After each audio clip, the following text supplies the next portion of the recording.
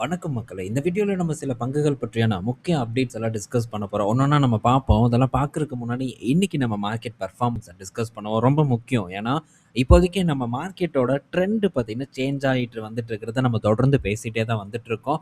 So, அதனால இத பற்றி நம்ம தொடர்ந்து பேசிக்கிட்டே இருப்போம். ஒன்ஸ் ஏறிடுச்சுன்னா இத பற்றி என்ன நம்ம பேசவா போறோம்? அதனால ஆப்பர்ச்சுனிட்டி இருக்கும்போது மட்டும் தான் இந்த ஆப்பர்ச்சுனிட்டீஸ பற்றி நம்ம டிஸ்கஸ் பண்ண முடியும். அண்ட் அதர்வைஸ் ஆப்பர்ச்சுனிட்டி ஓடிருச்சுன்னா, அப்ப நம்ம இத பற்றியெல்லாம் கண்டிப்பா பேசவே முடியாது.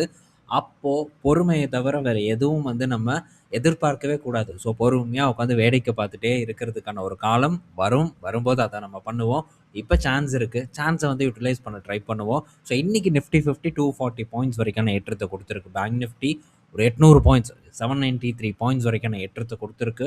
ஆக மொத்தத்துல இன்னைக்கு நம்ம மார்க்கெட் அட்டகாசமான ஒரு ஏற்றத்த டெலிவர் பண்ணியிருக்கு. ஸோ நல்ல பெர்ஃபார்மன்ஸ் திரும்ப பார்த்தீங்கன்னா நிஃப்டி 50 அப்படியே ஒரு ஏற்றத்த குடுக்க ஆரம்பிச்சிருக்கு. ஆனா போரெல்லாம் இன்னும் முடியல. போர் அங்க உக்கிரமா நடந்துட்டு தான் இருக்கு. ஆனாலும் மார்க்கெட் பார்த்தீங்கன்னா, தல தூக்க ஆரம்பிச்சிருக்கு. திரும்ப என்னைக்கு போடுவான்னு தெரியல. ஸோ அவனுங்க தானே எல்லாம் டிசைட் பண்ணுவானுங்க. ஸோ என்னைக்காச்சும் ஒரு நாள் போடலாம். ஆனா, நம்ம கொஞ்சம் சேஃப்டியா, உஷாரா இருந்துக்க வேண்டியது நம்ம கடமை தான். அதே நேரத்தில ஏஐ ரிலேட்டடான பங்குகள் இன்னும் ஆபத்தில இருக்கு அப்படின்ட்டு நம்ம பேசிட்டு வந்துட்டுருக்கோம். ஸோ இன்னைக்கு கொரியன் மார்க்கெட் ஏறி இருக்குன்னு நான் நெனைக்கிறேன். பட் இருந்தாலும் அங்க ஆபத்து இருக்கு. ஸோ ஆல்ரெடி நல்ல ஒரு ஏற்றத்த குடுத்திருக்கு. எஸ்கே ஹைனிக்ஸ் வேற நாஸ்டாக்ல லிஸ்ட் ஆகுது. ஸோ நாஸ்டாக்ல போய் இந்த எஸ்கே ஹைனிக்ஸ வாங்கலாமா அப்படிங்கிற பார்வையெல்லாம் வரலாம். ஆனா, ஸோ இதுக்கப்புறம் போய் அந்த ரேலில பார்ட்டிசிபேட் பண்றது நல்லா இருக்காது அப்படிங்கிறது என்னோட கருத்து.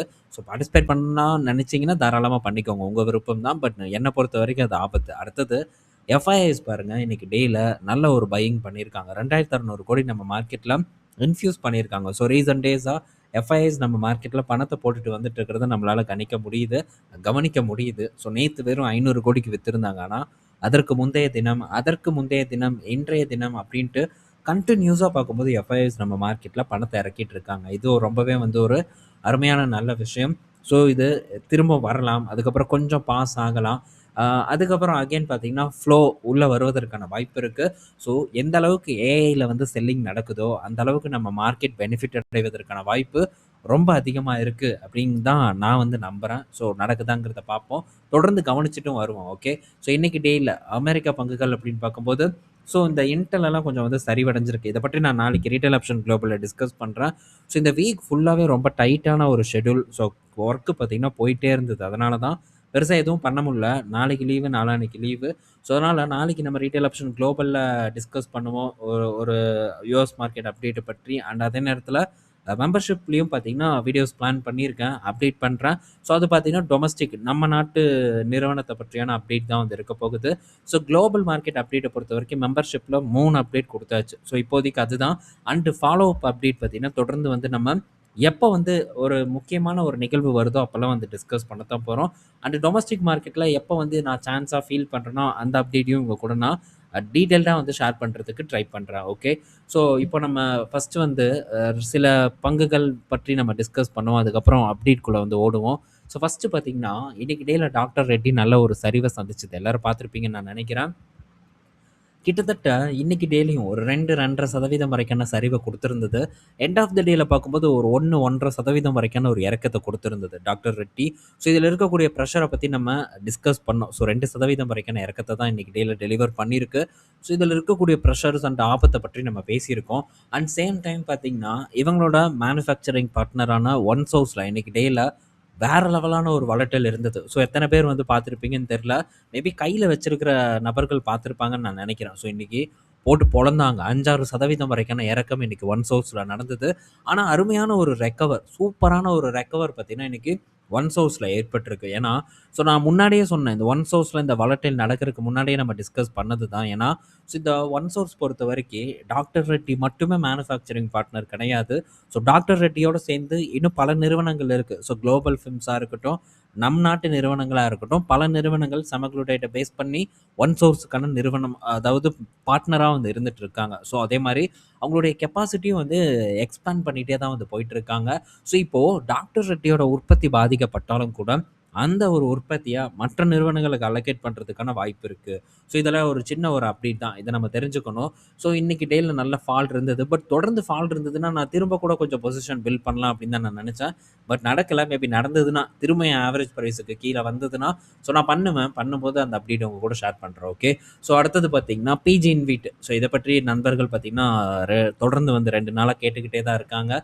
ஸோ பிஜி இன்வீட் எடுத்துட்டு வருவோம். ஸோ பிஜி இன்வீட் பார்த்தீங்கன்னா, ரீசென்ட்டா ஒரு ரெக்கவர போஸ்ட் பண்ணிட்டு இருக்கு. ஸோ மேக்ஸிமம் பார்த்தீங்கன்னா, டிவிடெண்ட் தான் வந்து காரணம். டிவிடெண்ட் பார்த்தீங்கன்னா, இப்போ குடுத்துருவாங்க. ஸோ இப்போ ரிசல்ட் சீசன் ஆரம்பிச்சாச்சு. ஸோ டிவிடெண்ட் வந்து அனௌன்ஸ் பண்ணுவாங்க. ஸோ அதனால எப்பவுமே டிவிடெண்ட்க்கு முன்னாடி நிறுவனம் பார்த்தீங்கன்னா, கொஞ்சம் ஏற்றத்த தான் வந்து குடுக்கும். ஸோ எல்லா டைமும் அப்படிதான் நடந்திருக்கு.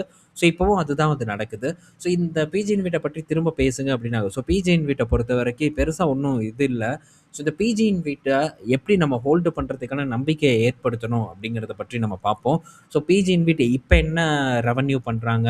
என்ன டிவிடெண்ட் குடுக்குறாங்க? ஸோ என்ன லாபம் பண்றாங்க? இதெல்லாம் தூக்கி அப்படி ஓரமா வச்சுருங்க. ஸோ இப்போதைக்கு பிஜி இன்வீட்டோட ஒரு நிலை என்ன அப்படிங்கிறது நம்ம எல்லாருக்கும் தெரிஞ்ச விஷயம் தான். ஒரு 5 அசெட் இருக்கு. அதன் மூலியமா வரக்கூடிய ரெவென்யூ மட்டும் தான். ஆனா, இவங்களோட ஆப்பரேஷன் இன்னும் நீண்டு போகல. என்னைக்கு வந்தாங்களோ, அதுக்கப்புறம் பவர் கிரிட்ல இருந்து கொஞ்சம் ஷேர வந்து வாங்குனாங்க. சில அசெட்ல இருக்கக்கூடிய கொஞ்சம் ஷேர வாங்குனாங்க. அவ்வளோதானே தவிர, ஸோ மற்றபடி ஒரு பெரிய மாற்றமெல்லாம் இந்த பிஜி இன்வீட்ல ஒண்ணும் நடக்கல. அதே இத வச்சு தான் ஓட்டுறாங்க. பட் இந்த மாரியான ஒரு அசெட் பேஸ் பண்ண ஒரு நிறுவனம் தொடர்ந்து அசெட்ட வந்து ஆட் பண்ணிட்டே போகணும். அப்படி ஆட் பண்ணிட்டே போம்போது தான் நிறுவனத்தோட வளர்ச்சி வந்து இருக்கும். நம்ம என்ஏவி பார்த்தீங்கன்னா தொடர்ந்து வளரும். அது மட்டும் பண்ணா மட்டும் தான் வளரும். அதர்வைஸ் நமக்கு எந்த வளர்ச்சியும் வந்து கிடைக்காது. ஸோ இந்த பிஜி இன்வீட்ட பொறுத்தவரைக்கும் இப்போ என்னப்பா அப்படின்னு கேட்கலாம். ஸோ இப்போ நான் முன்னாடியே சொன்னேன். ரெவென்யூ, ப்ராஃபிட் இதெல்லாம் தூக்கி அப்படி ஓரமா போட்டுருங்க. இப்ப இருக்கக்கூடிய அசெட்ல இருக்கக்கூடிய வர ரெவென்யூவையும் தூக்கி ஓரமா போட்டுருங்க. அதெல்லாம் வெல் டிஃபைன்டு ரெவென்யூஸ். ஸோ வரக்கூடிய வருமானம் இது நமக்கு ஆல்ரெடி தெரிஞ்சது தான். ஸோ அடுத்து வருமா? டெஃபினட்டா வரும் அப்படிங்கிறது தான் என்னோட நம்பிக்கை. ஸோ நீ எப்புட்றா நம்பலாம் அப்படின்னு கேட்கலாம். ஸோ நம்பிக்கைய பேஸ் பண்ணி தான் மார்க்கெட் ஓடுது. ஸோ நம்பிக்கைய பேஸ் பண்ணி தான் வாழ்க்கையும் ஓடுது. ஸோ இந்த மாரி பிலாசபி எல்லாம் பேசுனா காண்டாயிருவீங்கன்னு தெரியும். சரி சும்மா ஏதோ தெரியாம பேசிட்டேன். ஸோ இப்போ நம்ம இதுக்கு முன்னாடி வந்து இந்த டிரான்ஸ்மிஷன் ப்ராஜெக்ட்ட பத்தி பலமுறை வந்து டிஸ்கஸ் பண்ணியிருக்கோம். இந்த பிஜி இன்வீட்ட பற்றி டிஸ்கஸ் பண்ணும்போது கூட பலமுறை வந்து நம்ம பேசியிருக்கோம். ஸோ, இப்ப இந்த டிரான்ஸ்மிஷன் ப்ராஜெக்ட் டெஃபினட்டா பெரிய அளவுக்கு வரும். ஸோ, அது இன்னைக்கு வரும், நாளைக்கு வருமா தெரியாது. பட் வருவதற்கான பாசிபிலிட்டீஸ் ரொம்ப அதிகமா இருக்கு. விரைவில் ஏற்படலாம். ஸோ, பெரிய லார்ஜ் ஸ்கேல்ல வந்து ஏற்படும். அப்ப டெஃபினட்டா பிஜி இன்வீட் பார்த்தீங்கன்னா, புது அசெட்ட ஆட் பண்ணுவாங்க அப்படிங்கிறது என்னோட எதிர்பார்ப்பு. ஸோ, இப்ப வரைக்கும் இந்த விஷயத்த பெருசா யாரும் டிஸ்கஸே பண்ண மாட்டாங்க. உறுதியா வந்து இந்த மாரி அசெட் ஆட் பண்ணுவாங்க அப்படிங்கிற ஒரு விஷயமான ஒரு நம்பிக்கை அதெல்லாம் எதுவும் இல்ல. இப்ப இந்த பிஜிஎன் வீட்ட பற்றியெல்லாம் பெரிய அளவுக்கு வந்து பேசுனவங்க கூட இப்ப இத பத்தி பேசுறதுக்கு தயங்குறாங்க. ஏன்னா, கிளியரான ஒரு வியூ கிடையாது இந்த பிஜிஎன் வீட்ட பொறுத்தவரைக்கும். ஸோ அப்படிப்பட்ட ஒரு இத பேச வேண்டாம் அப்படின்ட்டு பலரும் அவாய்ட் பண்ணியிருக்காங்க. பட் அப்படி மட்டும் இல்ல. ஸோ வியூ இல்லாதப்ப தான் இந்த இடத்துல நம்ம ஒரு வியூவ வந்து எடுத்துக்கணும். ஸோ அப்படி எடுத்தா மட்டும் தான் ஒரு பலன் நமக்கு கிடைக்கும். ஸோ இந்த பிஜிஎன் வீட் பொறுத்தவரைக்கும் இந்த புது ப்ராஜெக்ட் பவர் கிரிட் எடுக்க எடுக்க பார்த்தீங்கன்னா, ஸோ நம்ம இந்த டிரான்ஸ்மிஷன் ப்ராஜெக்ட் வளர வளர ஸோ இவங்களுடைய வளர்ச்சியும் இருக்கும்னு நான் நினைக்கிறேன். ஸோ ஷேர் மார்க்கெட் பொறுத்தவரைக்கும் எதிர்பாராத நேரத்தில தான் எல்லாமே நடக்கும். நீங்க உட்காந்து எதிர்பார்த்துட்டே இருந்தா ஒண்ணும் நடக்காது. ஆனா, அதே நேரத்தில எதிர்பாராம அதெல்லாம் இதான நடக்கும் அப்படின்ட்டு நம்ம ஒரு அசஸ்மென்ட்டோட நம்ம போம்போது, கண்டிப்பா அது வந்து நடப்பதற்கான வாய்ப்பு இருக்கு. மேக்ஸிமம் டைம் அது நடக்கும். மேபி ஒரு 10% நடக்காம போகலாம். அந்த 10% நம்ம பெரிய அளவுக்கு பாதிக்கப்பட மாட்டோம். பேலன்ஸ் 90% ஓட கெயின் பார்த்தீங்கன்னா, நமக்கு டெஃபினட்டா கிடைக்கும். ஸோ, புது ப்ராஜெக்ட் கிடைக்குங்கிற நம்பிக்கையோட தான் இதில நான் தொடர்ந்து பயணம் பண்றேன். இதுக்கு முன்னாடி ஒரு டிப் நடந்தப்ப கூட இதில நான் வந்து ஃபோக்கஸ் பண்ணேன். ஸோ, திரும்ப டிப் நடந்தா பண்ணுவேன். அதர்வைஸ் வந்து நான் பண்ண மாட்டேன். ஏன்னா, லாஸ்ட் டிப் வரைக்கும் பார்த்தீங்கன்னா, நான் இதுக்கு முன்னாடி வந்து ஃபோக்கஸ் பண்ணியிருக்கேன். ஸோ, இதுக்கப்புறம் டிவிடெண்ட்ட வாங்கிட்டு என்ஜாய் பண்றத தவிர, எனக்கு வேற எதுவும் வந்து தெரியல. ஸோ, அவ்வளோதான். ஏன்னா, ஆப்பர்ச்சுனிட்டி கிடைக்கும்போது நம்ம அத யூஸ் பண்ண ட்ரை பண்ணணுமே தவிர, ஆப்பர்ச்சுனிட்டி போனதுக்கப்புறம் இப்பவும் ஆப்பர்ச்சுனிட்டி இருக்கு. இறங்குச்சுன்னா கண்டிப்பா பார்த்தீங்கன்னா, கசகசன்னு அழுக ஆரம்பிச்சுருவாங்க. அதனால ஸோ உங்களுடைய ஒரு முடிவு தான். இந்த டிவிடெண்ட் ஓகேவா? நாளைக்கு டிவிடெண்ட் குறைக்கலாம். ஸோ இந்த ரேட்டு இங்கேருந்து கம்மி ஆச்சுன்னா தாங்குவோமா? இதெல்லாம் உட்காந்து எழுதி, ஓகே அப்படின்னு எனக்கு தோணுச்சுன்னா, அதுக்கப்புறமா இத ஃபோக்கஸ் பண்றத பத்தி நீங்க திங்க் பண்ணுங்க. அதர்வைஸ் வந்து டெஃபினட்டா விட்டுருங்க. ஸோ வேற இடத்துல கூட நம்ம சம்பாரிச்சுக்கலாம். ஸோ டிவிடெண்ட் வாங்கி தான் சம்பாரிக்கணுங்கிற எந்த ஒரு அவசியமும் இல்ல. அதையும் ஞாபகத்துல வச்சுக்கோங்க. ஓகே. ஸோ இப்ப நம்ம அப்டேட்குள்ள வந்து போவோம். பங்குகள் பற்றி, நியூஸ் பற்றி நம்ம டிஸ்கஸ் பண்ணலாம். ஸோ ஃபர்ஸ்ட்டு நம்ம பார்க்க போறது, டெமாசெக் பார்த்தீங்கன்னா, கிட்டத்தட்ட அவங்க போர்ட்ஃபோலியோ சைஸ்ல 25% பார்த்தீங்கன்னா, பணமா வச்சிருக்காங்க. அதாவது லிக்விடா வந்து வச்சிருக்காங்க. அவங்களோட போர்ட்ஃபோலியோ பார்க்கும்போது கிட்டத்தட்ட $400 பில்லியன் கிட்ட வந்து இருக்கு. இப்போ உங்ககிட்ட $100 பில்லியன் கிட்ட பார்த்தீங்கன்னா, லிக்விடா வந்து வச்சிருக்காங்க. ஸோ இது எவ்வளோ பெரிய விஷயம். ஸோ போர்ட்ஃபோலியோல 25% அதுவும் $100 பில்லியன் கிட்ட லிக்விடா வந்து வச்சிருக்காங்க. ஸோ அடுத்து இடையூறு ஏற்படும் அப்படின்ட்டு கிளியர் கட்டா அவங்க வந்து எதிர்பார்த்து வெயிட் பண்ணிருக்காங்க. ஸோ வாரன் பஃபெட் நம்ம பார்த்தோம். $300 பில்லியன் மேல $350 பில்லியன் கிட்ட பார்த்தீங்கன்னா, பணம் சும்மா இருக்கு. ஸோ எப்போ போடலாம் அப்படின்ட்டு இதெல்லாம் பார்க்கும்போது ஏதோ பெரிய பஞ்சாயத்து ஏற்படும் அப்படிங்கிறது என்னோட எதிர்பார்ப்பு. அதுக்காக மார்க்கெட்ல இன்வெஸ்ட்மென்ட் பண்ணாமயே இருக்க முடியுமா? அப்படியும் இருக்க முடியாது. ஸோ அதனால எப்படி பண்ணணுமோ அப்படி பிளான் பண்ணி ஸோ மேபி பெரிய ஒரு பஞ்சாயத்து ஏற்படுது, மார்க்கெட்ட போட்டு பொளக்குறாங்க அப்படின்னா, அந்த டைம்ல நம்ம பணத்த இறக்குறதுக்கு கண்டிப்பா வேணும். அதுக்கு நம்ம லிக்விட் ஃபண்ட்ல இருக்கணும். ஸோ தொடர்ந்து 2 வருடமா நம்ம நண்பர்கள் லிக்விட் ஃபண்ட்ல இருந்திருப்பீங்க அப்படின்னு நான் நம்புறேன். ஸோ இல்லன்னா ஆப்பர்ச்சுனிட்டி மேபி ஃபியூச்சர்ல வந்ததுன்னா உங்களால கேப்சர் பண்ண முடியாது. ஸோ அதுக்கப்புறம் இப்ப நீங்க ஒரு லெசன் கத்துக்கிருப்பீங்க. அதுக்கப்புறம் திரும்ப பார்த்தீங்கன்னா, மார்க்கெட் ஏறும். அந்த டைம்ல அதே தவற பண்ணாம, ஸோ அப்போ பார்த்தீங்கன்னா, நம்ம அகைன் ஒரு சேஃப்டி ஃபண்ட கிரியேட் பண்றதுக்கு போவோம். ஸோ இதுதான் வந்து நமக்கு கிடைக்கக்கூடிய லெசன். அந்த லெசன நம்ம கரெக்ட்டா வந்து கத்துக்கிட்டோம்னா, ஒரு டைம்ல கத்துக்கிட்டோம்னா, கண்டிப்பா நமக்கு ஒரு பெனிஃபிட் இருக்கும். ஸோ இதெல்லாம் நமக்கு குடுக்கக்கூடிய ஒரு முன்னெச்சரிக்கையா தான் நான் வந்து பார்க்குறேன். ஸோ வெயிட் பண்ணி பார்ப்போம். அடுத்தது பார்த்தீங்கன்னா, பேங்க் ஆஃப் மகாராஷ்டிரா கிட்ட இருந்து அப்டேட்டு. ஸோ ரிசல்ட் வந்திருக்கு. 2020 கோடி ப்ராஃபிட் பண்ணியிருக்காங்க. ஒரு ஃப்ளாட்டான பெர்ஃபார்மன்ஸ தான் இவங்க டெலிவர் பண்ணியிருக்காங்க. மத்தபடி asset quality flat. Cross NBA, net NBA எல்லாம் பார்க்கும்போது ஃப்ளாட்டா தான் இருக்கு. ஸோ இயர் ஆன் இயர் கூட கம்பேர் பண்ணும்போது ப்ராஃபிட் உயர்ந்திருந்தாலும், போன காலாண்டு கூட கம்பேர் பண்ணா ஃப்ளாட்டான பெர்ஃபார்மன்ஸ தான் டெலிவர் பண்ணியிருக்காங்க.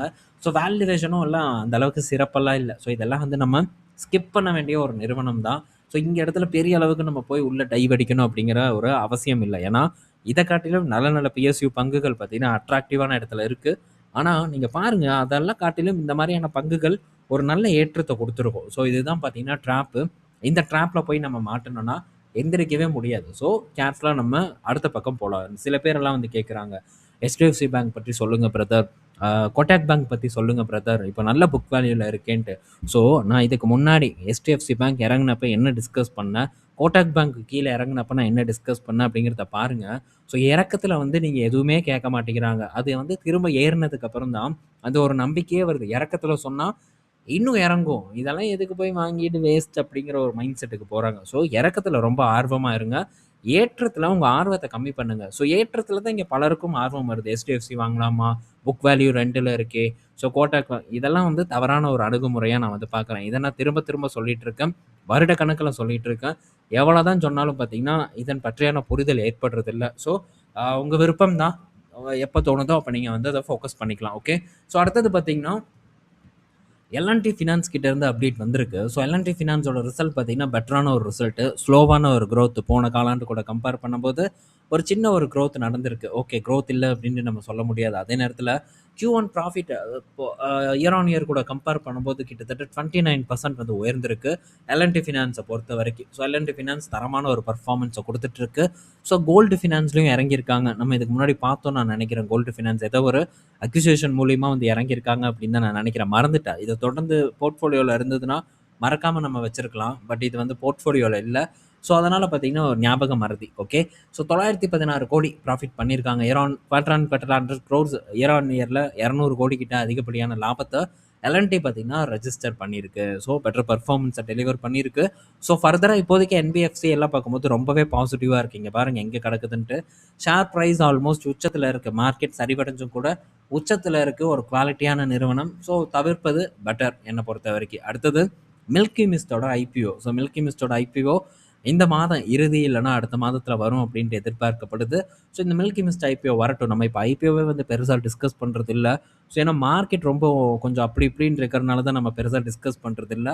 ஸோ பார்ப்போம். இனி வரக்கூடிய நாட்கள்ல நம்ம ஐபிஓ பக்கமும் கான்சன்ட்ரேட் பண்ணுவோம். ஸோ ஏதாச்சும் பெட்டர் ஐபிஓ வந்ததுன்னா பார்ட்டிசிபேட் பண்றதுக்கு நம்ம ட்ரை பண்ணுவோம். ஆனா ரிஸ்க் தான். ஸோ முடிஞ்ச அளவுக்கு நம்ம ட்ரை பண்ணுவோம். ஏன்னா ரூ. 15,000 தானே எடுக்க போறோம். ஸோ ட்ரை பண்ணலாம். ஓகே. நம்ம ஐபிஓ பத்தி இனி வரக்கூடிய நாட்கள்ல டிஸ்கஸ் பண்ணலாம். பல நண்பர்கள் கேட்டாங்க.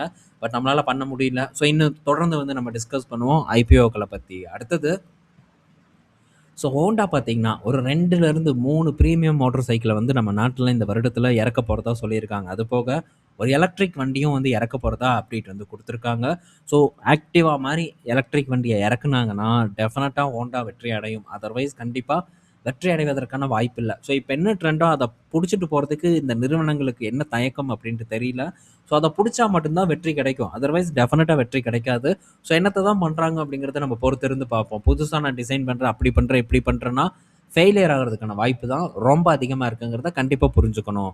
ஸோ நம்ம சொல்லி என்ன பண்றது? அவன் அவன் எடுக்கக்கூடிய முடிவுகள் தான். ஸோ என்ன முடிவு எடுத்து எப்படி லான்ச் பண்றாங்கங்கிறத நம்ம டிஸ்கஸ் பண்ணுவோம். ஞாபகமா இருங்க. ஓகே. ஸோ இந்த வீடியோல நம்ம பல இன்ஃபர்மேஷன் பார்த்துருப்போம். பயனுள்ளதா இருக்கும்னு நான் நினைக்கிறேன். நாளைக்கு நம்ம இன்னொரு வீடியோல மீட் பண்ணுவோம். பாய் மக்களே.